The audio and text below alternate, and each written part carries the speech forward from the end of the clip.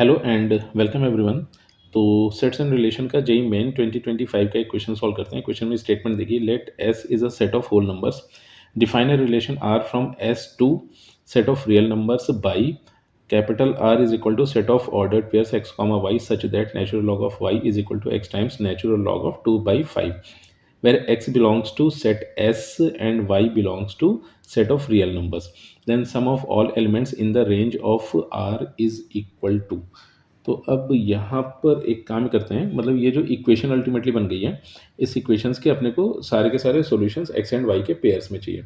अब अल्टीमेटली देखो होगा ये कि वाई की जो भी पॉसिबल वैल्यूज़ फिर फर्दर अपने को मिल रही होंगी, उन सभी वैल्यूज़ का जो भी कलेक्शन आ रहा है उसका सम अपने को चाहिए।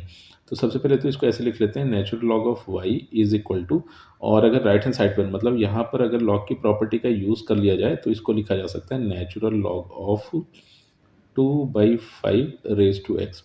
फिर फर्दर अगर इसको सिंप्लीफाई करें तो यहाँ से y की वैल्यू अपने को मिल गई है 2/5 टू द पावर x। अब ये जो x दिया गया है सेट ऑफ होल नंबर्स को बिलोंग कर रहा है, और सेट ऑफ होल नंबर्स को यहाँ पर कैपिटल S से डिनोट किया गया है। तो अब यहाँ पर जो x है वो इंडिविजुअल वैल्यूज़ को ही कंटेन कर रहा होगा, मतलब x के पास सबसे पहले 0 मिलेगा, फिर 1 मिलेगा, फिर 2 मिलेगा, फिर 3 मिलेगा, इसी तरह ये वैल्यूज चलती जाएंगी।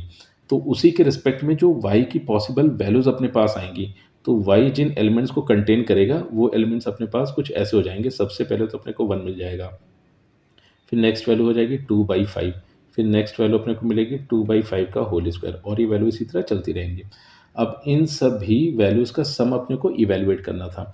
तो अल्टीमेटली हुआ ये कि ये एक तरह से एक जीपी बन गई है, जिसका पहला टर्म 1 है, फिर नेक्स्ट टर्म 2/5 है, नेक्स्ट टर्म 2/5 का होल स्क्वायर बन रहा है, फिर अगले टर्म की अगर बात करें 2/5 का होल क्यूब बनेगा, और ये चीज़ इन्फिनिटी तक चलती रहेगी। तो अल्टीमेटली इस क्वेश्चन में अपने को इस इनफाइनाइट जीपी का सम इवैल्यूएट करना है, और वही इस क्वेश्चन का आंसर हो जाएगा।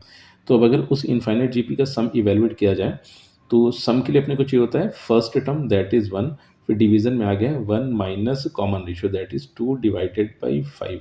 तो अब यहाँ से सम को इस तरह से लिख दिया गया, तो सम इज इक्वल टू अपने को मिला 1 डिवाइडेड बाई 1 माइनस 2/5। तो अगर इसको सिंप्लीफाई करके लिखे तो न्यूमरेटर में 1 मिला, फिर डिनोमिनेटर में 5 minus 2 divided by 5, further simplify करें तो 1 डिवाइडेड बाई, ये बन गया 3/5, फर्दर सिंप्लीफाई किया तो ये आ गया 5/3, एंड यही इस क्वेश्चन का फाइनल आंसर है।